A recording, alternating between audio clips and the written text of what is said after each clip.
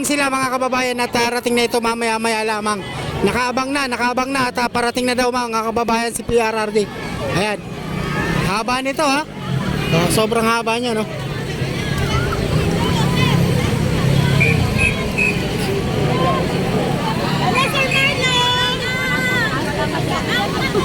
Wala bang ano dyan? Wala bang sign dollar sa aking live?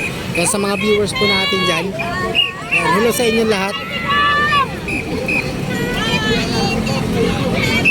Sigaw na sigaw si ate oh.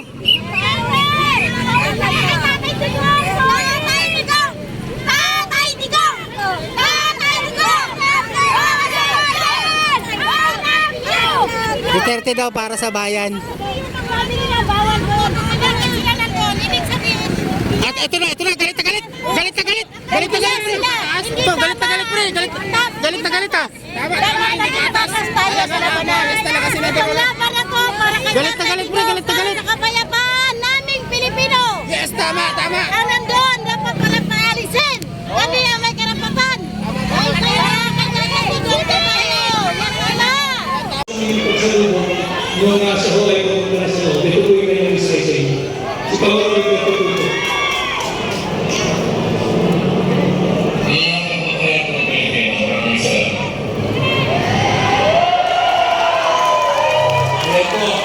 Nakita ko, tanahon ko na kailangan niya makita na ang sinugalan niya ay talagang nagmamahal at marunong makalit.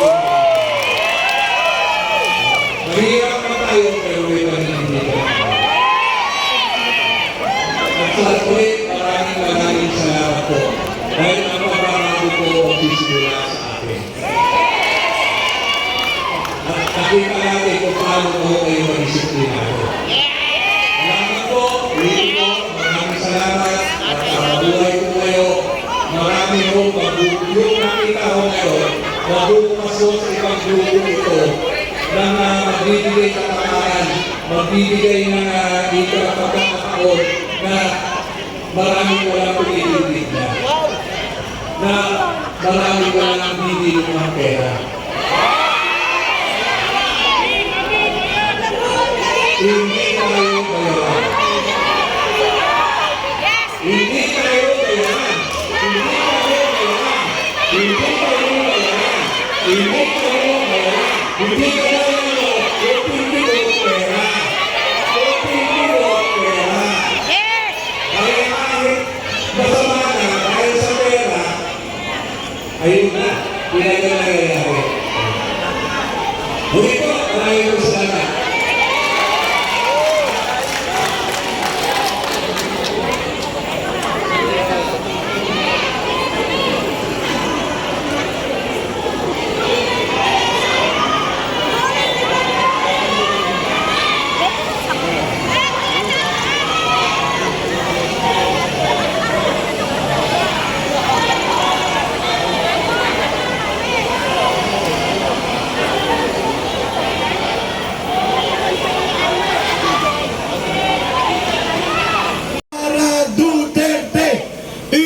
Sara Duterte. Maraming salamat ho. Maraming salamat sa ating kapatid na nagsalita ngayong gabi. Palakpakan natin ang political vlogger na yun. Tama lahat ang kanyang ibinahagi ngayong gabi. Nagpapasalamat ako, nagpapasalamat tayo sapagkat meron tayong mga klaseng vloggers na ganyan na may sadyang may alam sa tunay na nangyayari sa ating lipunan. Salamat sa lahat ng mga political vloggers. At sana hinihiling ko sa mga vloggers na I-focus nyo rin yung mga kapatid natin na nando doon, nakaupo, nakahiga sa may ilalim ng mga puno sa may tabi. Ipakita natin na may mga Pilipino na handang magsakripisyo ng oras, kalusugan at buhay upang sumali sa isang pagkakaisa ng bayan. So mga vloggers, sa pag-focus nyo, ipakita natin sa buong Pilipinas at sa buong mundo. Mga kababayan, nais ko po ang ipakilala ang aking sarili ngayong gabi. Ako po ay isang Ilocano, ako ay taga Pangasinan. Ako ang inyong Manong Troy. Tawagin nyo na lang ako, Manong Troy. Dati meron akong show sa YouTube din, yung Bistado. Ako ang inyong Manong Troy.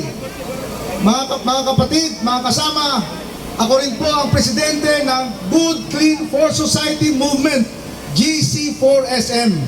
Ito ay isang non-profit, non-stock corporation registered sa SEC at kami ay accredited sa DILG or Department of Interior and Local Government as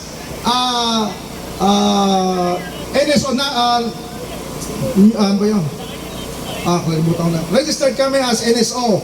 Oh my God, sorry. Wala sa isip ko.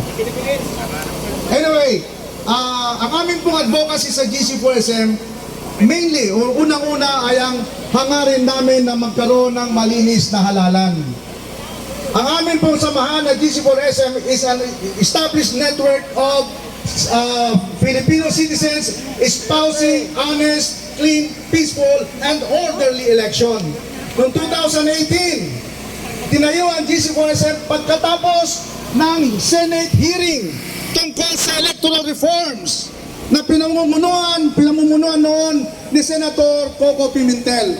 Natatandaan ninyo ba yun noon, 2018? Natatandaan niyo ba yung na-flash sa TV na kinatibate ni Jane Jimenez ng Comelec? Napanood niyo ba yan? Napanood niyo siguro yun? 7 million yun ang views noon sa GMA7, yung debate namin ni Jane Jimenez. At ano ang pinag-usapan namin doon? Ang pinag-usapan namin doon, ang pinag-debatehan namin doon ay yung mga boto noong 2016 na wala pa eleksyon ay tapos na ang eleksyon sa isang presinto, lalong-lalo na sa Ragay, Camarines Sur.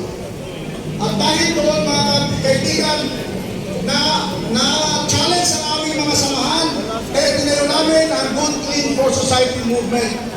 At kami ay na-inspire. Kami ay binigyan ng inspirasyon ng isang tao nung siya ay humarap sa Senado. Kilala niyo siya, kilala natin lahat. Siya ay si Atty. Glenn Chong. Kilala niyo yun? Dahil sa kanyang expose, dahil sa kanyang mga disclosures sa Senado noong 2018, nalaman natin na noong 2016, wala pang election. 2 days before election, tapos na ang eleksyon sa mga presinto. Dahil sa Smartmatic. Iyan ang nagbigay